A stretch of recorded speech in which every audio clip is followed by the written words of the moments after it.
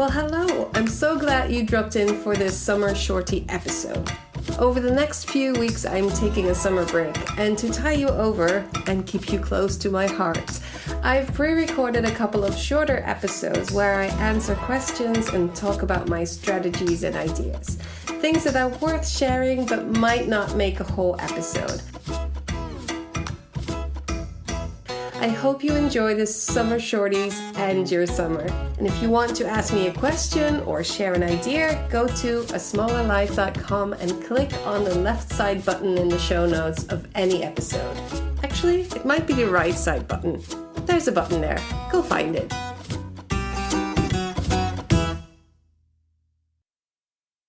So today I'm talking about how I make a podcast, 3 newsletters, and I run a community with a goal. So there's actual content, and I have a business circle, actually kind of a course membership type thing with content, and I do all of it in 28 hours a week.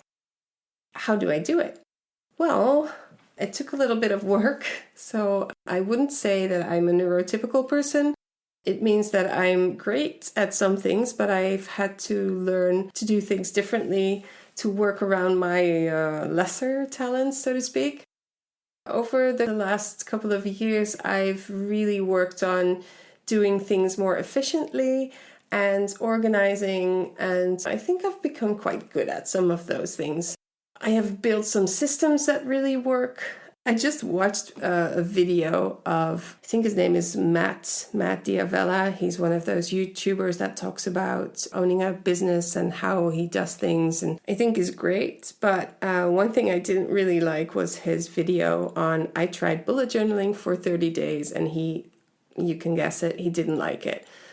The thing is, do not, I repeat, do not Google bullet journaling and get drowned into all the artsy, creative bullet journal beauty that is out there. Because don't get me wrong, I love it. And if you are a creative person that wants to do that, by all means. But if you're looking into finding a way to organize your thoughts and reflect and plan for the future, then that might just be too overwhelming. So bullet journaling for me is just a really minimal way to really scrap the crap and focus on what needs doing. And the way it's set up by writer Carol, the inventor, really, really works. And you don't have to really follow it step by step. The idea is that a bullet journal can be molded into something that you need. But the actual reason that it works kind of hangs on some basic principles that are really easy to do. Sometimes it seems a little bit stressful to do a lot of these, trackers and whatever, but you don't actually need those. The idea about bullet journaling is to figure out what kind of tasks and what kind of things that keep coming back to you and you are not doing them. You are not getting them done. If you write down your goals for the future, if you have your monthly overview where you write down what happened that month and what's going to happen, first of all, what's going to happen, and then you can add what happened, and then reflect week by week on what's in your monthly overview, and then you have a weekly overview, and then you look at the monthly and this is what you're going to do, this is what you're going to do, and then you put it in your weekly, and you do the same in your daily. And every day you look back at what you haven't done, what you're moving forward to the next day, or what you don't seem to have enough time to do. Then you can reflect on why are you keep moving it forward. Is it too big of a deal? Is it too heavy? Is it too emotional? All of that. You can figure out why is it that you're not doing it. 9 out of 10 times it's because it's not cut up into small pieces. Let's say I put in my bullet journal, make a course. I will move that to the next day for 3 years in a row because that's too big. That's too big to comprehend. So I have to cut it down into smaller segments. The bullet journal really helps to focus you on what needs doing at this moment. And it really helps you reflect on what is actually not necessary. I used to be busy with a lot of busy work, like especially in the shop. I would come in and I would go like, oh, this is a mess. This needs cleaning and this needs tidying. And then the day was gone and I didn't do anything of the things that would help me forward. So this is the next topic. In learning how to bullet journal, I've also learned how to focus, to start doing things, actually prioritizing the things that bring the business forward, and then do the things that are already there and sustain those things. So focusing on what brings the business forward first, and then work on sustaining what's already there. I can do that because I've learned how to split all of those things, and I have it clearly in front of me. And this is something that was said to me when I was a student, and even when I was a small child. It's always been hard to me to separate the important things from the things that weren't as important. So 46, I think I've got it now, thanks to bullet journaling. I've also figured out ways to make systems that really works. I have running lists for podcasting ideas, what do I have? Lots of running lists that I use Evernote for that.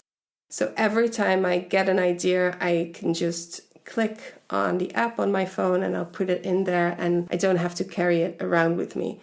Actually, you can do that in a bullet journal as well, but mine is on my desk, so I don't take it with me. So if you do that, you can definitely use your bullet journal for that. It took me a while, but for podcasting now, I have a really good system. I set it up in Asana.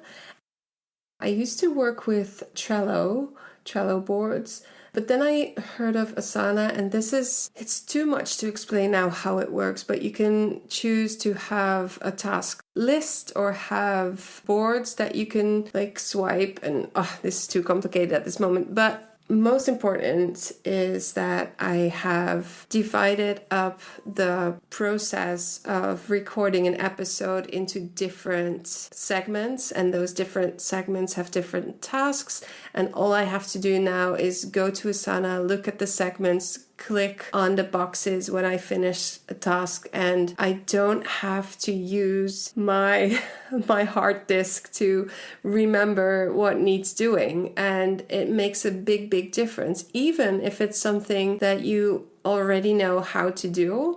My processor, I guess, doesn't need the energy to work. I can just click and tick the boxes, and also Asana gives you unicorns when you finish a task. So hey, what's not to love, right? So setting up processes to do things more efficiently and faster is really great. This is how I've been able to do things, quite a lot of things in a part-time job. And this is really important to me because I feel that my family needs my time, my health, physical, mental, everything. I need to have some time to have a good life, and that feels like that is success for me if I can find a way to use the time that I have for family, health, business, and not feel stressed out about it. I am never stressed out anymore. Obviously, sometimes I'm a little late with doing an episode, and now I don't have to stress because I know that I can do it in not a lot of time if I have to. So this is how it's easy for me to show up every 2 weeks, or every week actually, because I do 1 week is a newsletter and the other week is an episode. And this is also, I figured out that it's too much to do an episode every week. That's fine. I'll do one every 2 weeks, and I do a newsletter the other week. And this is how I can show up for you guys. And it really works for me. So to repeat, I bullet journal minimalist style. If you are interested, don't Google, just go to bulletjournal.com right away and first do I would say do 3 months of the minimalist style. And if you love it, you always add to it. The second thing, focusing on what brings the business forward first and work on sustaining what's already there later.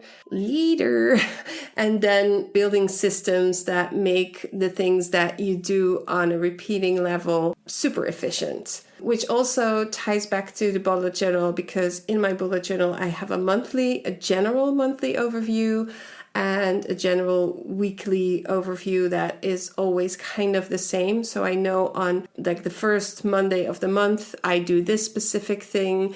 Every Tuesday, I spend time on this specific thing in my business.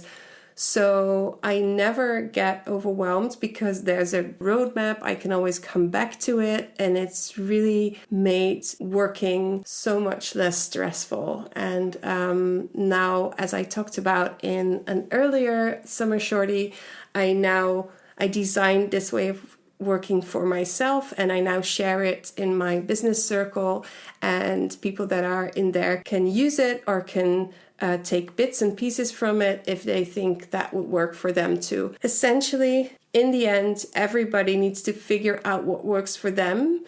And we're always learning, but I have a tendency to want to learn too much. And so I need a kind of a system, a grid, a roadmap to keep me on track and get me focused on what needs doing. And then, so what I've done is Fridays are now for learning and fun. And so my Fridays are flexible Fridays, and I can use my spare time on that day to do courses and things that I love doing, and then use the other days for actual work and to implement all the things that I've learned, which I kind of need my own rules to be able to do that.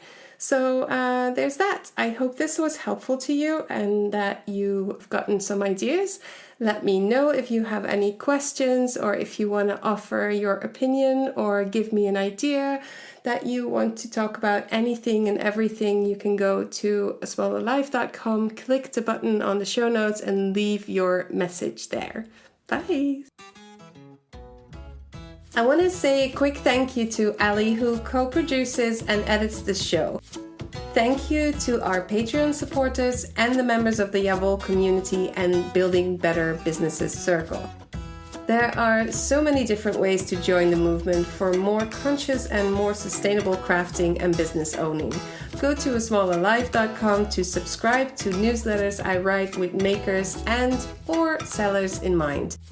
Support via patreon.com/asmallerlife, or join the community if you want to actively work on crafting your conscious wardrobe or lifting your craft business a little higher with practical content and the power of accountability and support of a community.